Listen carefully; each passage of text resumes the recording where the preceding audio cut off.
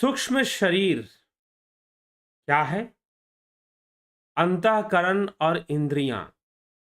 सूक्ष्म शरीर, अंतःकरण और इंद्रियां, इन विषयों पर आज हम चर्चा करने वाले हैं, विवेक चूड़ामणि पर आधारित। कल जैसा कि आपको विदित है, कल हमने स्थूल देह और देहासक्ति और स्थूल देह की निंदा, इन सब विषयों पर चर्चा कल की थी। आज जो है सूक्ष्म शरीर, अंतःकरण, इंद्रियां और प्राण भी। यद्यपि विषय में प्राण नहीं लिखा गया, लेकिन प्राण पर भी चर्चा आज होगी।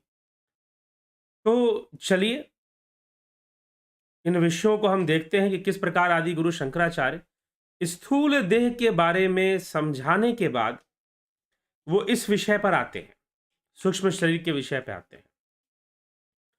तो स्थूल देह समझाने के बाद वह स्थूल देह में जन्म, जरा, मरण तथा स्थूलता आदि इसके धर्म हैं। इसमें आसक्ति होने से विषयों से घोर आसक्ति रहती है और जन्म मरण का चक्र बना रहता है स्थूल देह में आसक्ति रहने से। यह मैं और मेरा के नाम से संबोधित होता रहता है, यह स्थूल देह, यह भी बताया। अब वो बता रहे हैं 10 इंद्रियों के विषय में।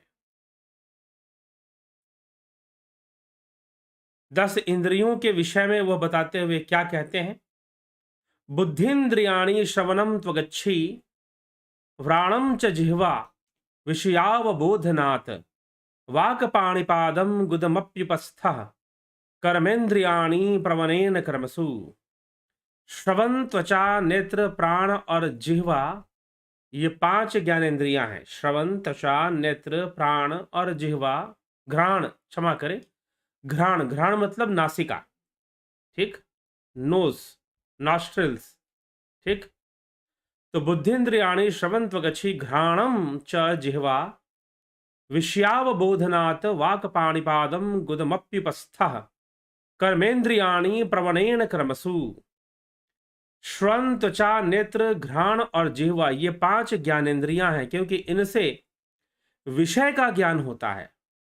तथा वाक, पाणी, पाद, गुदा और उपस्थ, ये कर्म इंद्रियां हैं।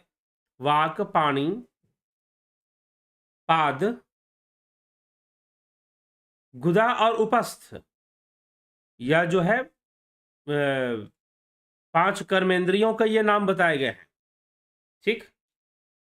तो मतलब कि कहने का मतलब, वाक मतलब कि बोलने की जो हमारी शक्ति है, वाक, और साथ में हाथ और हमारे पैर। अब ये 2 हाथ और 2 पैर नहीं गिनेंगे आप, 4 नहीं गिनेंगे। हाथ और पैर, ये एक हाथ, हाथ कहने का मतलब हाथ, पैर कहने का मतलब पैर, उसमें गिनती का नहीं है, क्योंकि वही 2 है, जिसको हम 4 लिम्ब और हैंड लिम्ब कहते हैं अंग्रेजी में, इंग्लिश में। तो 4 लिम्ब सिर्फ इस हाथ को नहीं कहते, दोनों हाथों को हम 4 लिम्ब कहते हैं और दोनों पैरों को हम हैंड लिम्ब कहते हैं, ठीक। तो वैसे ही पानी मतलब हाथ, मतलब जो है इन हाथों को कहा गया। पाद मतलब चरणों को कहा गया। गुदा अर्थात मल द्वार, जिसे हम कहते हैं उपस्थ, प्रजनन द्वार। तो इस प्रकार से ये सारी चीजें, इनको कर्मेंद्रियां माना गया, इनके द्वारा कर्म होता है। वाणी के द्वारा कर्म होता है, हाथों से होता है, पैरों से होता है, गुदा और उपस्थ से भी कर्म होता है, इसीलिए इनको कर्मेंद्रियां कहा गया। और 5 ज्ञानेंद्रियां तो पहले ही चर्चा हमने कर ली। तो ये 10 इंद्रियों की चर्चा यहां पर की जा रही है कि 10 इंद्रियां होती हैं। अब बताया जा रहा है कि 10 इंद्रियां, जो 10 इंद्रियों से जो कर्म होते हैं और जो संस्कार अर्जित होते हैं, जो ज्ञान अर्जित होते हैं, उनको धारण करने वाला कौन है? उनको धारण करने वाला अंतःकरण है। अंतःकरण क्या है? तो कहते हैं अंतःकरण चतुष्टय। अंतःकरण चतुष्टय में क्या कहा गया? निगधन्ते अंतकरणम मनोधीरहम कृतश्चित्तमेति स्ववृत्तिभि मनस्तु संकल्प विकल्प नादिभि बुद्धि पदार्थ ध्यवसाय धर्मतः अत्राभिमानदः मिथ्याहंकृतः स्वार्थानुसंधान गुणेन चित्तम। अपनी वृत्तियों के कारण अंतःकरण मन, बुद्धि, चित्त और अहंकार कहा जाता है। अपने वृत्तियों के कारण अंतःकरण, कौन कौन से अंतःकरण है? मन, बुद्धि, चित्त और अहंकार, इनको अंतःकरण चतुष्टय कहा जाता है। अब इनको अंतःकरण क्यों कहा जाता है? एक तो शब्द है अंतः और दूसरा शब्द है करण। करण शब्द क्यों लगाया गया है यहां पर?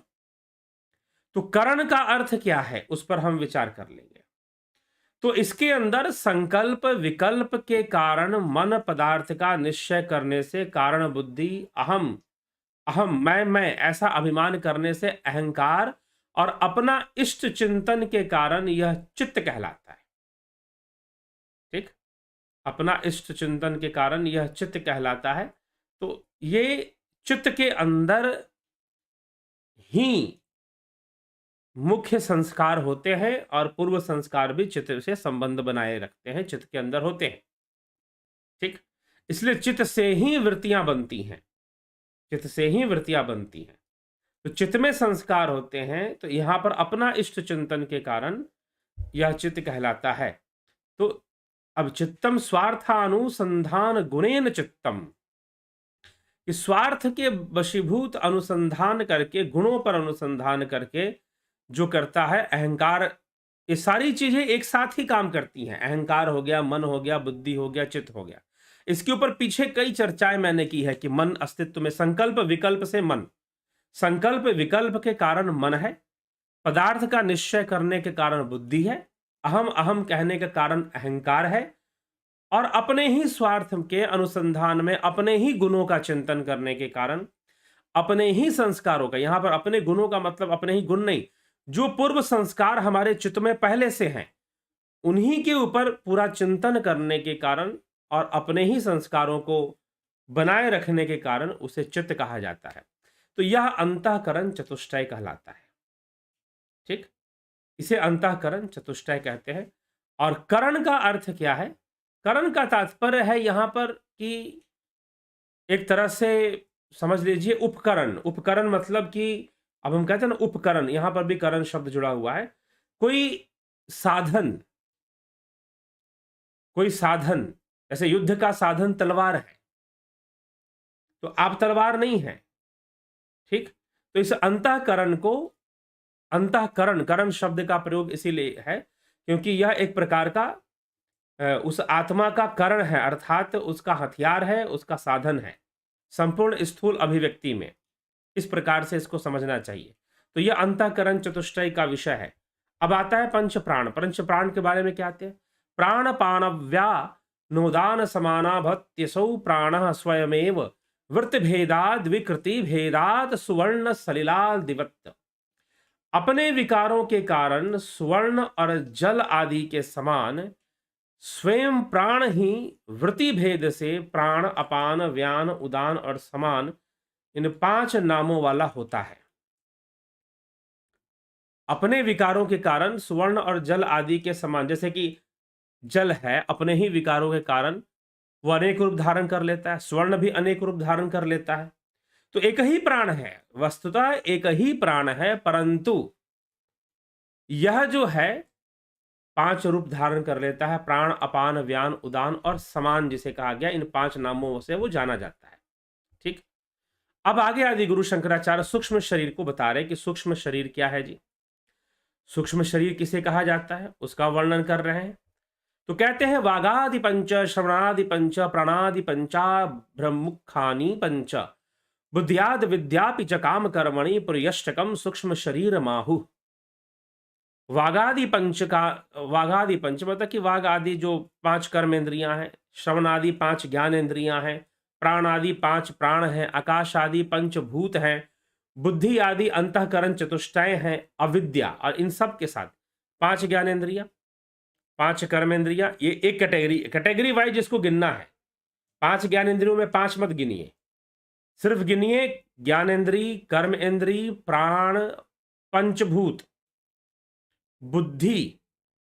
कितना हो गया? बुद्धि मतलब कि अंतःकरण चतुष्टय, तो ये 5 हो गया। अंतःकरण चतुष्टय, ज्ञानेंद्रियां, कर्मेंद्रियां, प्राण, पंचभूत, अंतःकरण चतुष्टय, ये 5 तत्व हुए। ठीक, अब है अविद्या। अविद्या, काम और कर्म। तो ज्ञानेंद्री एक तत्व, कर्मेंद्री एक तत्व, प्राण एक तत्व, पंचभूतों को भी एक ही एक ही तत्व माना गया है यहां पर, अंतःकरण चतुष्टय एक तत्व, और फिर अविद्या, काम और कर्म। अविद्या, काम और कर्म। काम और कर्म में यहां अंतर क्या? कर्म मतलब जिस कर्म का फल मिलता है हम कर्म करते, काम मतलब कामनाओं से, इच्छाओं से। अविद्या मतलब अविद्या जो कि सत्य नहीं है, संसार मिथ्या है, मिथ्या को ही सत्य मान लेना अविद्या हो जाता है। ठीक है, तो इस प्रकार से ये 8 तत्व हो गए। ये 8 तत्व इस प्रकार से हो गए, जिसके अंदर क्या क्या आ गया जी? कर्मेंद्री, ज्ञानेंद्री, प्राण, पंचभूत, अंतःकरण चतुष्टय, ये 5। उसके बाद अविद्या, काम और कर्म, 5 और 3 8। तो इन 8 को मिलकर क्या बनता है? पुर्यष्टक बनता है। पुर्यष्टक तो कहा जा रहा है पुर्यष्टकम सूक्ष्म शरीर माहु, कि इन 8 से मिलकर, इन 8 से कर्मेंद्रिय, ज्ञानेंद्रिय, प्राण, पंचभूत, अंतःकरण, अविद्या, काम और कर्म, इन 8 से मिलकर यह पुर्यष्टक अथवा सूक्ष्म शरीर कहलाता है। पुर्यष्टकम सूक्ष्म शरीर माहु। ठीक, ध्यान से सुनिए, कई बार लोग यह प्रश्न रिपीट करके पूछते रहते हैं कि सूक्ष्म शरीर में क्या क्या है। अब कहोगे आप, यही पर कई प्रकार के लोगों के साथ मतभेद होगा, फिर कहेंगे नहीं नहीं, कर्म इंद्रिया तो स्थूल शरीर का अंग है। जी नहीं, इंद्रियां स्थूल शरीर का अंग नहीं है, मैं कई बार बोल चुका हूं। हाँ, उसकी मैं बृहत व्याख्या नहीं करता था, लेकिन आज यह अवसर है कि हम इसकी पूर्ण व्याख्या हम सुन रहे हैं कि कर्म इंद्रिय क्या है, ज्ञान इंद्रिय क्या है। तो और कर्म इंद्रियां किसका अंग है? सूक्ष्म शरीर का अंग है। ज्ञान इंद्रिय किसका अंग है? सूक्ष्म शरीर का अंग है। स्थूल शरीर का तो मज्जा है, मांस है, हड्डियां हैं, धमनियां हैं। ठीक है, और इनसे बने हुए अलग अलग अंग, जैसे वक्षस्थल है जिसको हम छाती कहते हैं, फिर पीठ है, पैर है, हाथ है, माथा है, आंख है। ये इन मांस, मज्जा, रक्त और हड्डी से ये सारी चीजें बनी हैं, और धमनियों से ये सारी चीजें बनी हैं। तो ये स्थूल शरीर का निर्माण, स्थूल शरीर की पहचान ये है। कर्मेंद्रियां सूक्ष्म शरीर का अंग है, ज्ञानेंद्रिय सूक्ष्म शरीर का अंग है, क्योंकि वास्तव में इसमें रहने वाला सूक्ष्म जीव ही तो कर्म कर रहा है, और वही इस शरीर के माध्यम से सुख दुख भोग रहा है। इस शरीर से जीव निकल जाए तो क्या इस शरीर को कष्ट पहुंचाया जाए तो क्या इसे कोई कष्ट पहुंचेगा? क्या वो उस कष्ट से बचने के लिए कोई विरोध करेगा? क्या वो उस कष्ट से बचने का कोई प्रतिकार करेगा? जरा सोचिए, ऐसा वो कुछ भी नहीं करेगा। ठीक है, तो इसीलिए हमें इस बात पर थोड़ा सा विचार करके चलना पड़ेगा, और समझने की बात है कि ज्ञानेंद्रिय, कर्मेंद्रिय, यह सब सूक्ष्म शरीर का अंग है, ना कि स्थूल शरीर का। और ज्ञान क्या स्थूल शरीर को ज्ञान होता है? नहीं, जीव को ही ज्ञान होता है, जो सूक्ष्म शरीर के रूप में है उसी को ज्ञान होता है। कर्म भी वही करता है, सुख दुख का भोग भी वही जीव ही करता है, शरीर उसमें बंधन बनता है, शरीर उसमें माध्यम बनता है, बस इतनी सी ही बात है। लेकिन सूक्ष्म शरीर ही कर्म करता है, सूक्ष्म शरीर ही ज्ञान अर्जित करता है, सूक्ष्म शरीर के ही अहंकार होते हैं, सूक्ष्म शरीर के ही मन बुद्धि चित्त अहंकार होते हैं। अंतःकरण चतुष्टय स्थूल शरीर में नहीं होते, सूक्ष्म शरीर में होते। तो अब यही बात यहां पर आदि गुरु शंकराचार्य स्पष्ट रूप से बता रहे हैं कि वागादि पंच, श्रवणादि पंच, प्राणादि पंच, भ्रमुखानी पंच, बुद्ध्याद्य विद्यापि च काम कर्मणि पुर्यष्टकम सूक्ष्म शरीर माहु। वागादि पंच, श्रवणादि पंच, प्राणादि पंच, आकाशादि पंच, मतलब 5 ज्ञानेंद्रियां, कर्म इंद्रियां, प्राण, पंचभूत, बुद्धि आदि, अंतःकरण चतुष्टय, ये 5 हो गए। अविद्या, काम और कर्म 8, इन 8 को मिला के पुर्यष्टक नामक, या पुर्यष्टक ही, अथवा ये इसे सूक्ष्म शरीर भी कहते हैं, इसे लिंग शरीर भी कहते हैं। आगे चर्चा आएगी, योग सूत्र में इसे लिंग शरीर भी कहा गया। इदम शरीरम शृणु सूक्ष्म संगित्यम लिंगम त्वपंचीकृत भूत संभवम सवासनम कर्म फलानुभावकम स्वज्ञानतो अनादि रूपाधिरात्मनः। यह सूक्ष्म अथवा लिंग शरीर अपंचीकृत भूतों से उत्पन्न हुआ है। अपंचीकृत भूत अर्थात विशेष अनुपात में पंचभूतों का मिलने से स्थूल सृष्टि होती है। विशेष अनुपात में पंचभूतों के मिलने से स्थूल सृष्टि होती है। ठीक। तो यह सूक्ष्म शरीर लिंग शरीर अपंचीकृत भूतों से उत्पन्न हुआ है। यह वासना युक्त होकर कर्म फलों का अनुभव कराने वाला है। तो अपंचीकृत मतलब विशेष पंचभूतों के विशेष अनुपात में मिलने से स्थूल सृष्टि हो जाती है। लेकिन जब यह पंचीकृत नहीं होते तब यह स्वतंत्र रूप से एक साथ रहते हुए भी इनकी अपनी अलग अलग स्वतंत्रता रहती है। तो जो सूक्ष्म शरीर है अपंचीकृत भूतों से उत्पन्न है। यह वासना युक्त होकर कर्म फलों का अनुभव कराने वाला है। कर्म फलों का अनुभव किसे होता है? तो सूक्ष्म शरीर को ही होता है। कर्म फलों का अनुभव सूक्ष्म शरीर को ही होता है। इस प्रकार से यह बात बताई गई।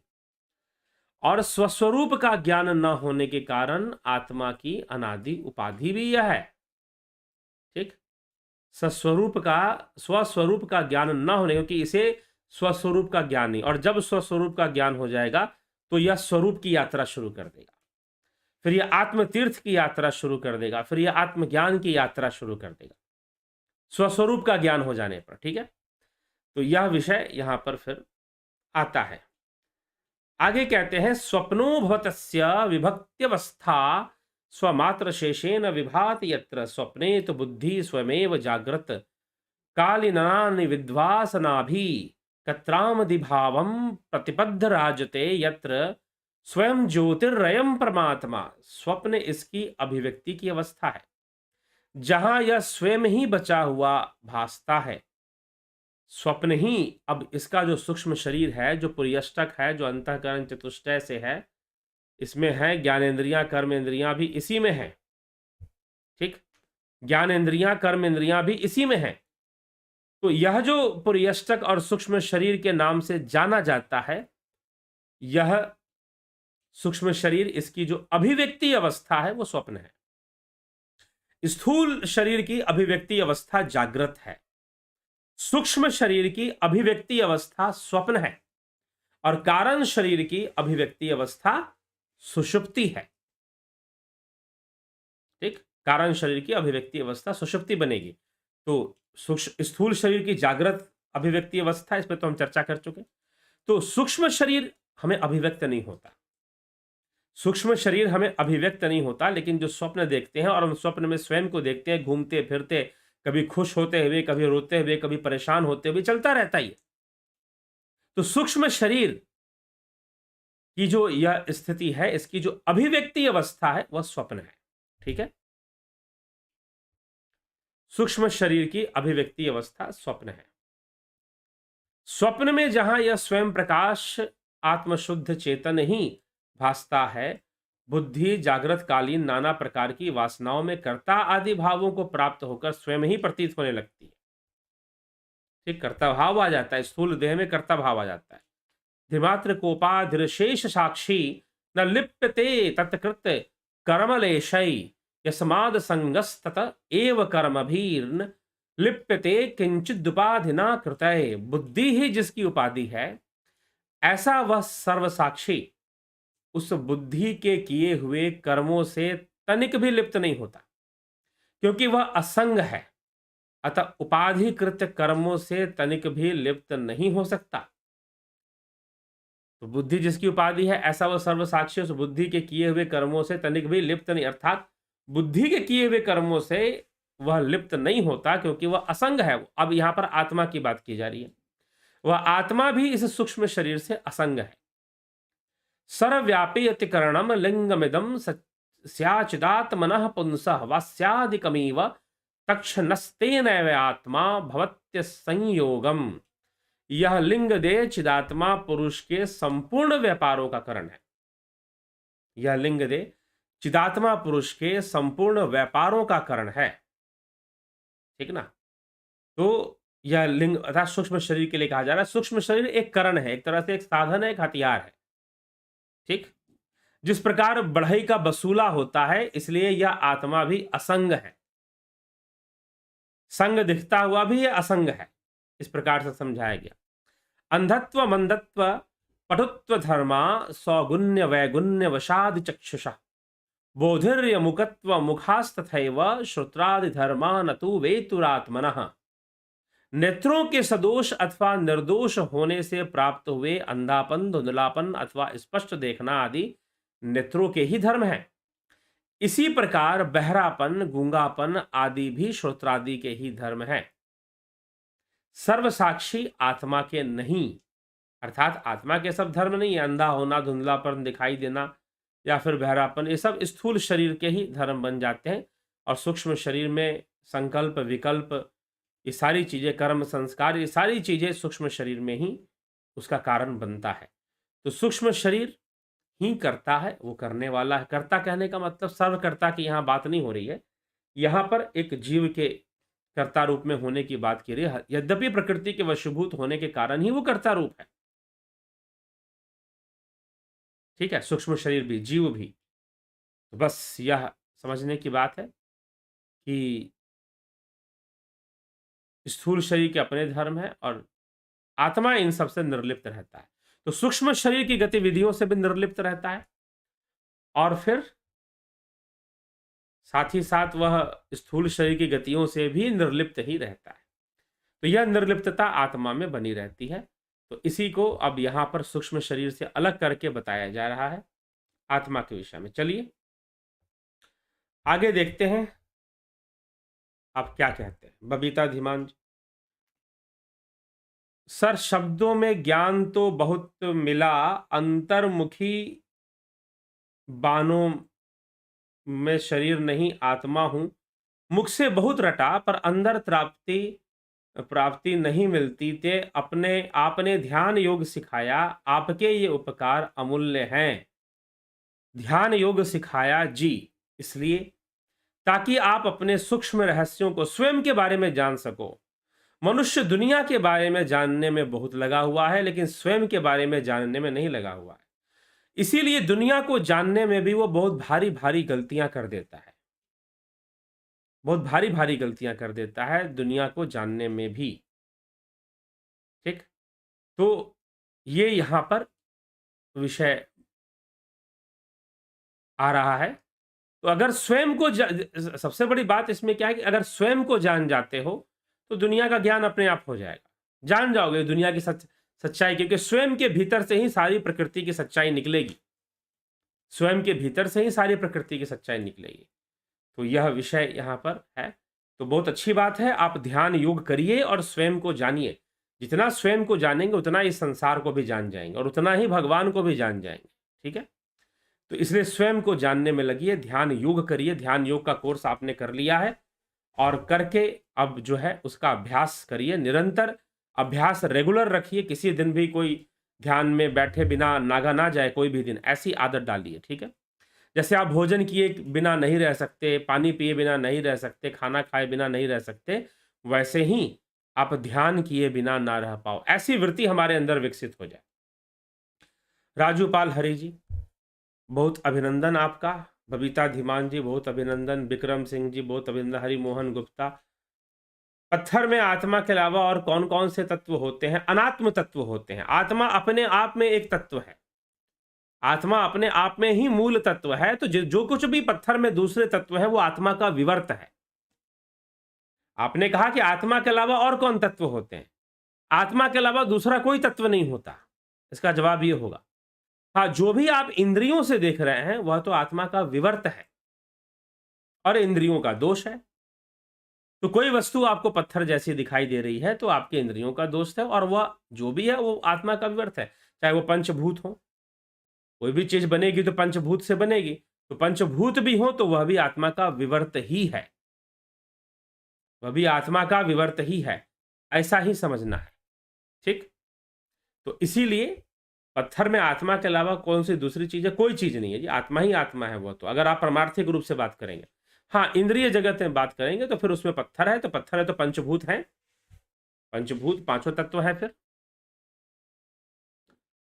पेड़ पौधों के सूक्ष्म शरीर में कितने तत्व होते हैं? सारे होते हैं जी, सारे होते हैं। उनकी सूक्ष्मता होती है, परसेंटेज इधर उधर होते हैं, लेकिन होते सारे हैं।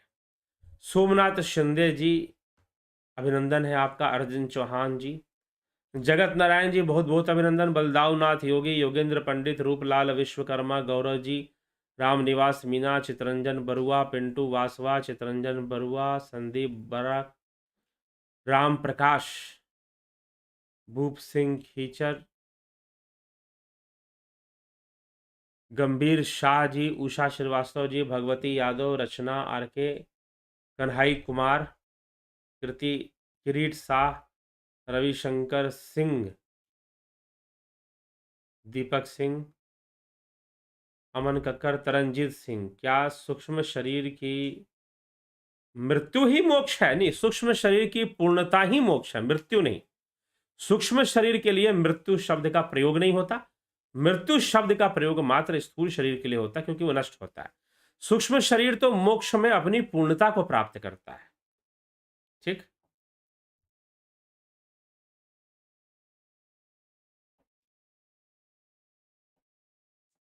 इस तरह से इसको समझना चाहिए।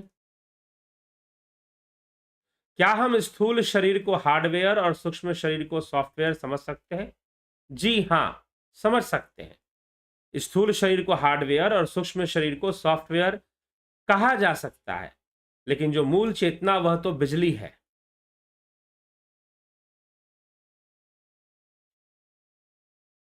आत्मा का कभी जन्म नहीं होता। यह सूक्ष्म शरीर कहां से पैदा हुआ? यह विवर्त के रूप में पैदा हुआ। इसलिए सूक्ष्म शरीर की सत्ता भी इंद्रियों के अधीन ही है, इंद्रियों से परे नहीं है। विवर्त के रूप में पैदा हुआ, या आपके लिए पैदा हुआ, आत्मा के लिए कुछ भी नहीं पैदा हुआ। समंदर के लिए ना कोई लहर उठी और ना कोई उसमें समा गई। समंदर तो समंदर है, आपके लिए है कि भाई दिखाई दे रहा है कि लहरें उठ रही हैं। ठीक, तो सूक्ष्म शरीर वास्तव में कहीं पैदा नहीं हुआ, और ना वो आत्मा से पैदा हुआ, बल्कि वह हमारे लिए है, हम शरीरधारियों के लिए है, कर्म संस्कार वालों के लिए है। ठीक है, ज्योति दत्ता जी बहुत अभिनंदन। जयंती भाई पटेल, संजय सोदिया, गौरव जी। क्या आत्मा और सूक्ष्म शरीर में कोई फर्क है? जी हाँ, बहुत फर्क है। आत्मा सर्वव्यापी है, सूक्ष्म शरीर सर्वव्यापी नहीं। आत्मा हृदय गुहा में है, सूक्ष्म शरीर हृदय गुहा में नहीं। आत्मा एक तत्व है, सूक्ष्म शरीर 8 तत्व है। यहां पर 8 तत्वों की चर्चा हुई।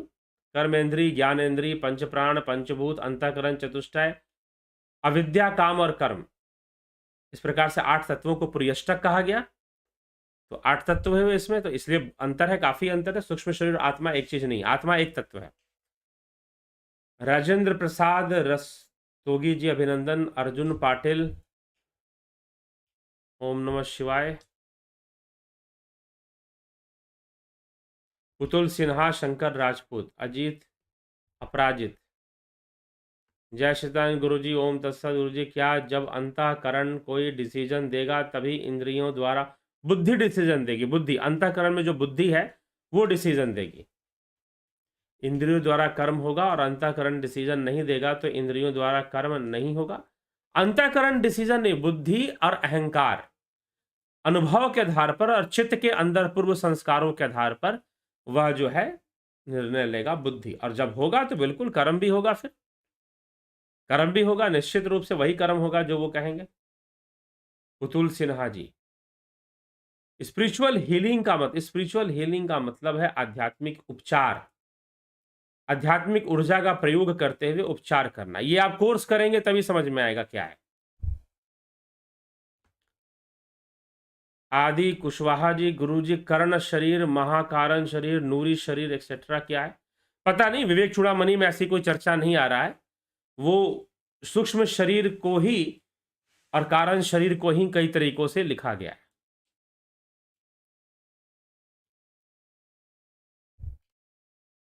चित्त किस शरीर में? चित्त तीनों में रहता है जी, स्थूल में भी रहता है, सूक्ष्म में भी रहता है, कारण में भी चित्त बना रहता है। कर्म सब में नहीं होते, कर्म कारण में नहीं होते हैं, लेकिन चित्त बना रहता है।